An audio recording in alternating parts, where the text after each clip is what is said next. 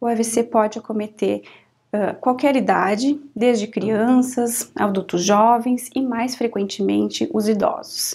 Se estima que no mundo 1 a cada 6 pessoas vão ser vítimas de AVC. A gente sabe que o AVC atualmente é a principal causa de mortalidade no nosso país.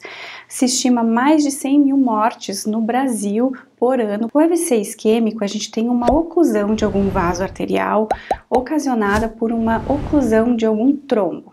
O AVC isquêmico, ele é o mais comum, é responsável por até 85% dos casos.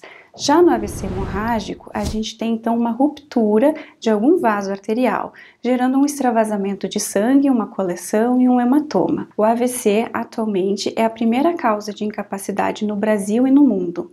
A gente estima que até 70% das pessoas que sofrem um AVC não conseguem retornar às suas atividades de vida normalmente. A gente sabe que existem inúmeros fatores de risco para um paciente desenvolver um AVC.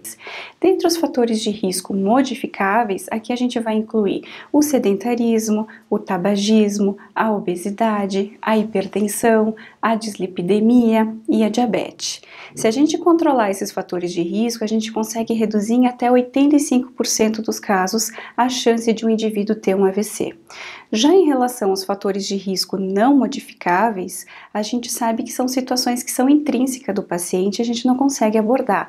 Por exemplo, a idade. A gente sabe que a idade do paciente, conforme ele vai envelhecendo, aumenta o risco de ocorrência do AVC. Se estima que o risco até dobre a cada década acima de 65 anos em relação ao surgimento do AVC.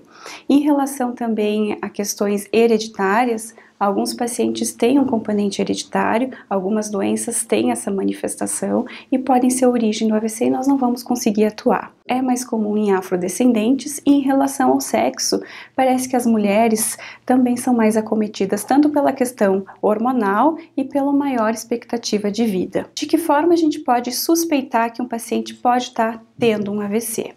Vamos desconfiar que um paciente vai ter um AVC se ele apresentar algum sintoma neurológico súbito. Pode ser uma perda de força em algum lado do corpo, pode ser algum formigamento, e aí a gente vai sempre identificar como sendo uma perda de força ou um formigamento, uma alteração de sensibilidade unilateral. Pode ser de face, de braço, de perna ou de ambos. Um outro sintoma muito comum é uma alteração de linguagem. Essa alteração de linguagem pode ser simplesmente uma dificuldade em articular as palavras, que a gente chama isso de disartria, ou então uma dificuldade de se expressar e de compreender, e a gente chama isso de afasia. Outros sintomas frequentes é uma assimetria de face, um desvio de rima para algum lado, e sintomas menos frequentes, mas que também devem levar à suspeita de um AVC, é perda de visão súbita de um ou de ambos olhos, episódios de tontura, de vertigem súbita com desequilíbrio, episódios em que o paciente perde a consciência de forma permanente, fica inconsciente, ou então casos de cefaleia abrupta, em que o paciente apresente uma cefaleia intensa e súbita.